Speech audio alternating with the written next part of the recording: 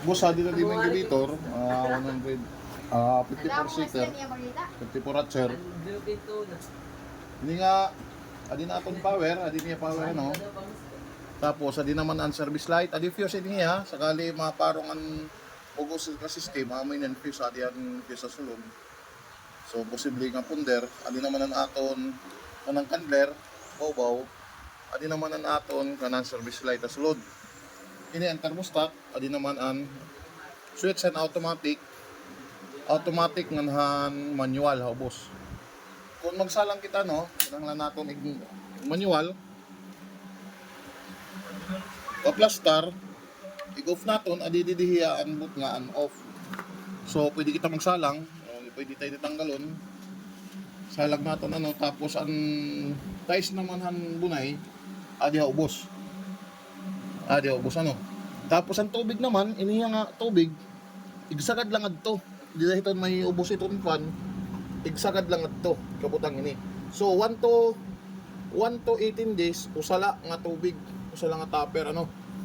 19 days to, 18 days to 21, duha na. Isugad lang ada, bali sapit na ya, duha. Ano. So kung 1 to 18 days, usala, din nila iyahabot nga. Susugad na ito natin, idikit lang ito ha may fan. Tapos kung man natin pagsalang, halimbawa no nahuman na kita pagsalang ano, ibalik natin nga itong manual, kakiling sagad, kasagad niya pag i-off didi.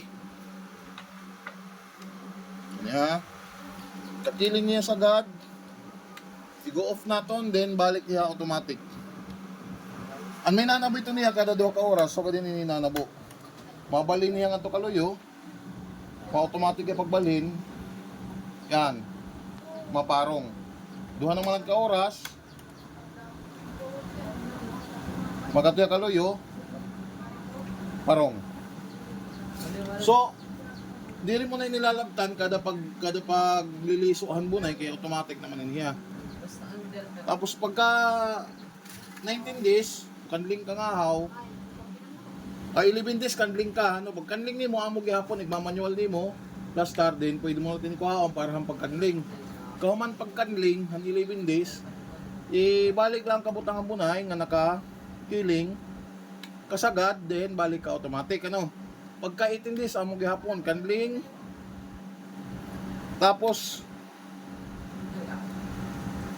19 days ang atong last na pagkanling, kauman, bago kita magkadiha ubos, hiton hatchery, kanlingon naton ano nakinanglan ito 19 days mag-aada na ang tusak. Pag wari nga nito sak, may posibilidad diya alanganin mapusa or magpusa man niya or hey.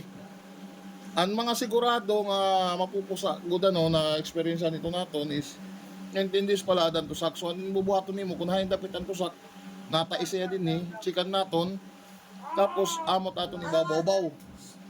Ano?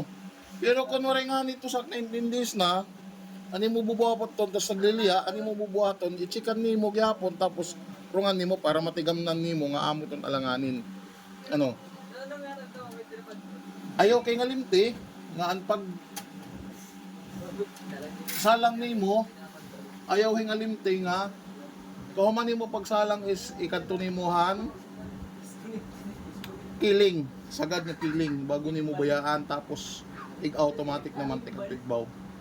Tapos sa nato naman ano mga guho, may mga guho ini didi.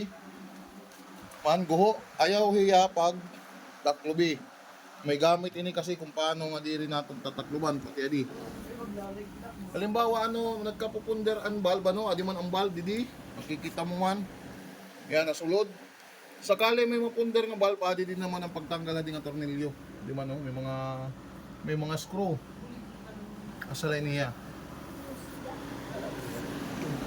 So okay na ini, wala na nilalabtan, nakakalibrate na ini. Magamit na na kulang. Thank you.